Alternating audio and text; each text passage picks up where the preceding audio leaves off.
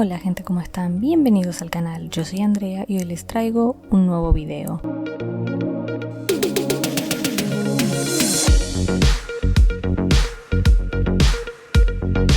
Otra vez un wrap up y hasta les tengo un abandono, el primer abandono del año. Pero antes de continuar, si les interesa esta clase de contenido, no olviden suscribirse al canal y apretar la campanita para que YouTube les avise cada vez que subo un nuevo video. Y ahora sí, comencemos. En esta ocasión voy a presentar los libros no por orden cronológico y por el que menos al que más me gustó, sino que lo voy a hacer simplemente presentando de acuerdo a consignas, como si fuese un book tag. Entonces los primeros de los que voy a hablar son los que pertenecen al desafío anual del 2024 y en marzo fue la consigna de leer libros basados en hechos reales. Los Reyes de la Casa de Delphine de Vigan, o no sé si se pronuncia así el nombre, que es un audiolibro, dura 8 horas con 44 minutos. Es como de contemporánea, pero con toques de suspense. Nos presenta la historia de una familia, centrándose más que nada en la madre de familia, que es Melanie Klein.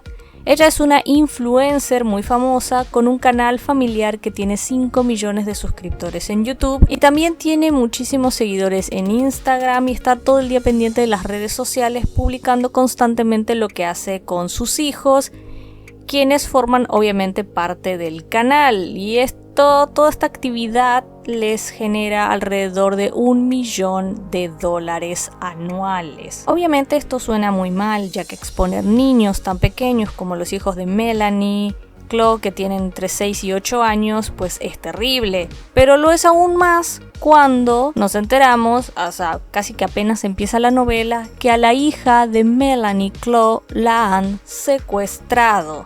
Y aparentemente el secuestrador o los secuestradores de esta niña tienen la idea, o sea, no es como un secuestro por dinero, sino que es más algo ideológico, para que ella, como la influencer más grande de Francia en esto de las cuentas y canales familiares, deje de explotar económicamente a sus hijos. Y ahí es donde vamos viendo cómo se hace la investigación y sobre todo se pone en tela de juicio este tema de los canales familiares y la exposición de niños tan pequeños desde que nacen prácticamente, y cómo se los termina convirtiendo en productos para comercializar y para exponerlos a la vista de millones de personas que no todas tienen buenas intenciones. La verdad que es una novela que me sorprendió bastante, aunque su mensaje es como muy in your face.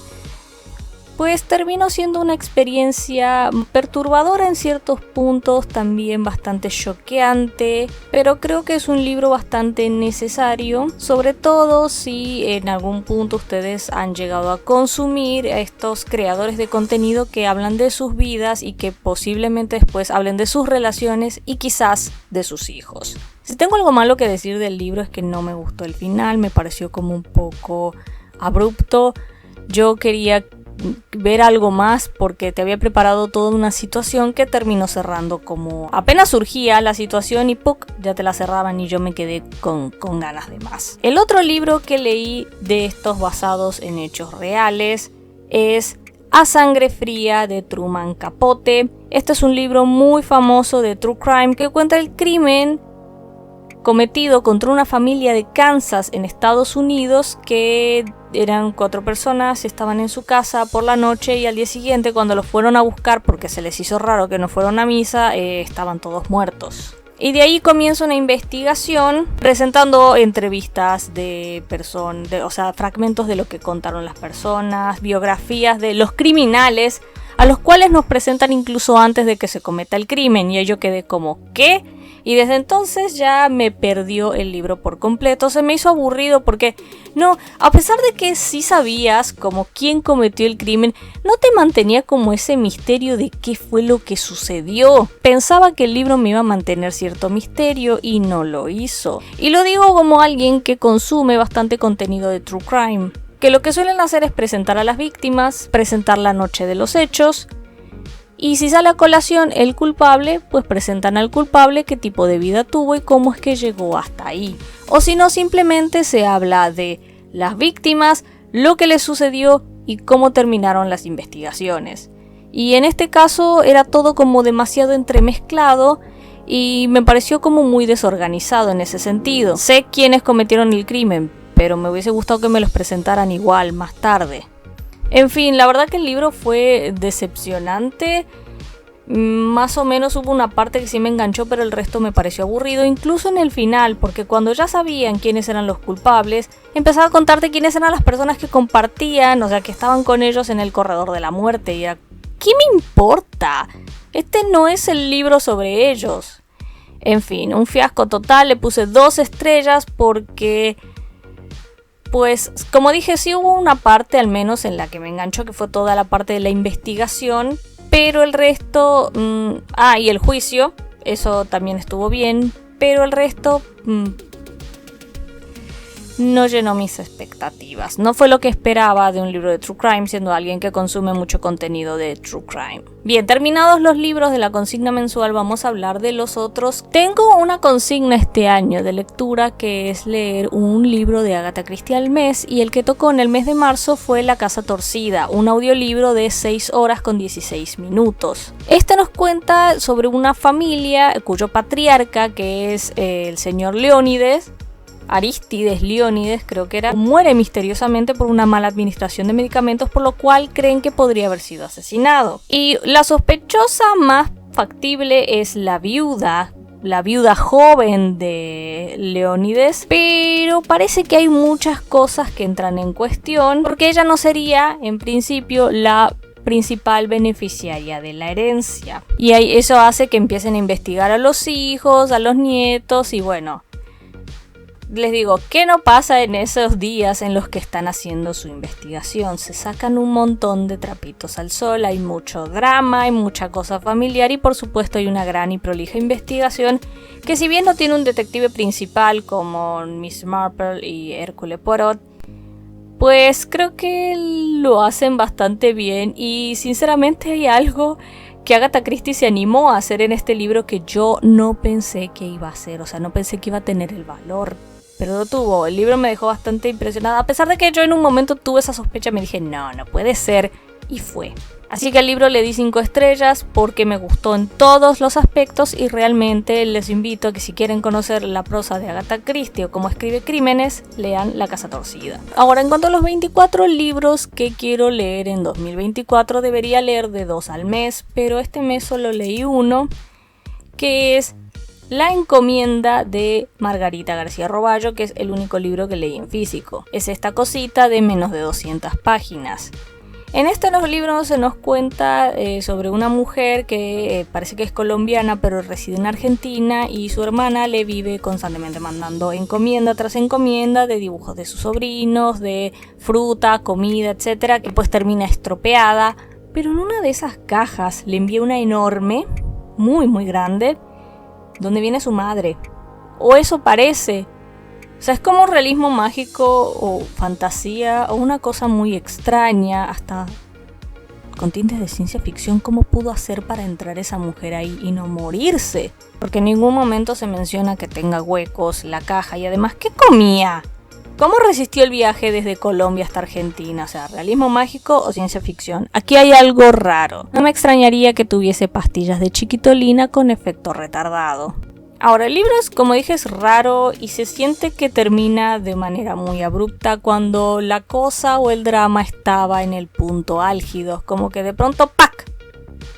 Y termina. Y eso es algo que tiene mucho la prosa de Margarita García Roballo. No está mal, es un relato entretenido y tiene esa cosa tan especial de la pluma de la autora, por eso le puse 3.5 estrellas. Ahora, también tengo un desafío personal, que es leer al menos un autor japonés cada mes, o sea, serían 12 autores diferentes, mínimo 8 autores diferentes japoneses en este año. Y en el mes de marzo leí a Kanae Minato, escritora del libro Confesiones. que yo lo audioleí, son 6 horas. Y pues este libro fue toda una sorpresa. Empieza con una profesora que está hablando con sus alumnos. Todos los relatos están hechos en primera persona. Está hablando con sus alumnos diciéndoles que va a abandonar la carrera docente, explicándoles pues un poco el pasado de ella. Llega hasta que tuvo su hija de 4 años que recientemente falleció, y ahí es donde llega el meollo de la cuestión, porque ella les cuenta que el padre de su hija tuvo la enfermedad del HIV, pero él tenía la enfermedad, o sea el virus activo, y como al final no se pudieron casar, a pesar de eso ella tuvo una hija con él, pero ella y la hija están sanas. Cosa que puede suceder, no es muy frecuente, pero puede suceder. Y bueno, ella entonces vivía con su hija, que tenía 4 años. En el momento en el que falleció, la encontraron ahogada en la piscina. Resulta que aparentemente 2 alumnos de ella, por distintas cuestiones, asesinaron a su hija. Y es así como ella decide vengarse de estos alumnos que asesinaron a su hija, pero de un modo que sea aleccionador, o sea, no matarlos, sino darles una lección para que valoren la vida a partir de ahí. Y esta situación genera un tremendo caos. ¿Qué no pasa de verdad? O sea, siento que el relato no es de terror, a pesar de que te lo ponen como género de terror. Es más de suspenso. La verdad que es un libro que no tienen que tomarse a la ligera.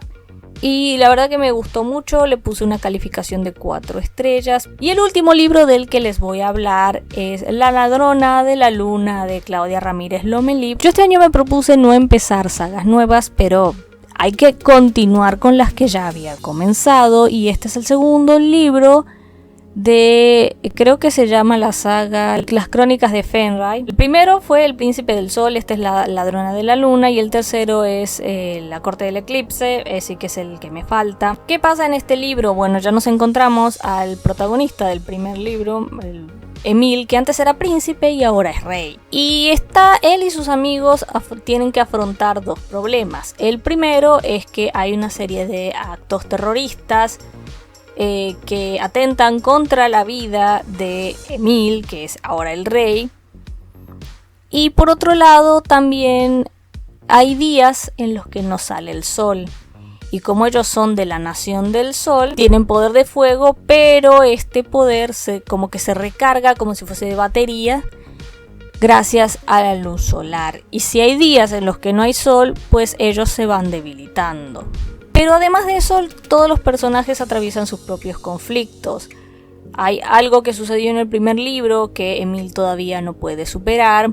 Además, Gianna todavía continúa con el problema de su madre, que a ver, en cuanto a los personajes, creo que el libro se centró bastante en los personajes, pero hay 2 de ellos que antes eran importantes y pasaron a ser bastante secundarios. Otro de los personajes que, o sea, creo que fue el que tuvo más avance y realmente me gustó la parte de su historia. Pero en cuanto a Emil y a Gianna, o sea, sí aparecen bastante en el libro, sí siguen siendo importantes, pero en cuanto a Gianna siento que está atascada en un pozo y todavía no puede salir a pesar de que tiene 30 escaleras. Y en cuanto a Emil es como, ok, sí, le entiendo un poco más porque está atrapado allí y pues a grandes rasgos medio que logra salir, pero también le dan un poquito una patada. Así que pues el libro no estuvo mal, es cumplidor, es entretenido, pero creo que el primero es un poco mejor que el segundo. Aunque en el primero había ciertas inconsistencias en cuanto al world building, que aquí no sé si se arreglaron, pero al menos no se sintieron tanto. Supongo que es porque hay muchas cosas que ya están establecidas. Y ahora, el último libro del que voy a hablar no es uno que leí, sino que abandoné. Y se trata de una recomendación que me hicieron en el video de los mejores libros del año. A ver, me encanta que me hagan recomendaciones, pero este libro siento que no fue para mí. Se trata del Club de los Paraguas Rotos de Ludmila Ramis. Mi problema con el libro básicamente es que no me gusta cómo está escrito. No sé, lo siento como algo pretencioso y me entorpece muchísimo la lectura. Sinceramente no quería avanzar, se me hacía tedioso. Y no es solo porque sea un libro de Wattpad, que de hecho no lo sentí tan wattpadiano, por así decirlo, porque los libros de Wattpad tienen un ritmo súper acelerado que va de 0 a 300. Y este era como lento, como que sí se quería tomar su tiempo. Y a pesar de que estaba en el capítulo 5, yo sentía que todavía no sabía de qué iba a ir el libro, por eso digo que siento que es lento. Pero también el sentido del humor del libro no me estaba gustando, la forma en la que estaba escrito todo no me estaba gustando. Por eso decidí que en vez de seguir perdiendo tiempo con un libro con el que no me estaba sintiendo cómoda y en el que no podía avanzar, simplemente lo iba a dejar e iba a seguir con otros libros que me mantuvieran más interesada. Igual síganme recomendando libros. Como dije, me encanta recibir recomendaciones, pero siento que sí no fue para mí. Y bien, gente, esto es todo por este video. ¿Qué les ha parecido? Estas recomendaciones que les hice, al menos de los que recomendé. Lo único que creo que no recomiendo de toda esta lista es el de Truman Capote. Pero ustedes que han leído en el mes de marzo, que van a leer en abril, pueden dejarme todo en la parte de los comentarios. Los libros que yo quiero leer en abril ya están publicados en mi Instagram, pueden seguirme ahí, también en TikTok. Y si les gustó el video pueden dejar su pulgar arriba y suscribirse al canal si el contenido les interesa, apretar la campanita para que YouTube les avise si hay un nuevo video. Y además, si les interesa adquirir mi novela Hagamos que valga la pena, libro 1, una comedia romántica, young adult, slice of life, ambientada en Japón con protagonistas argentinas, pueden ir al primer enlace en la descripción. Yo por mi parte me despido, nos vemos en la próxima ocasión. Muchas gracias por tu atención, gente, y adiós.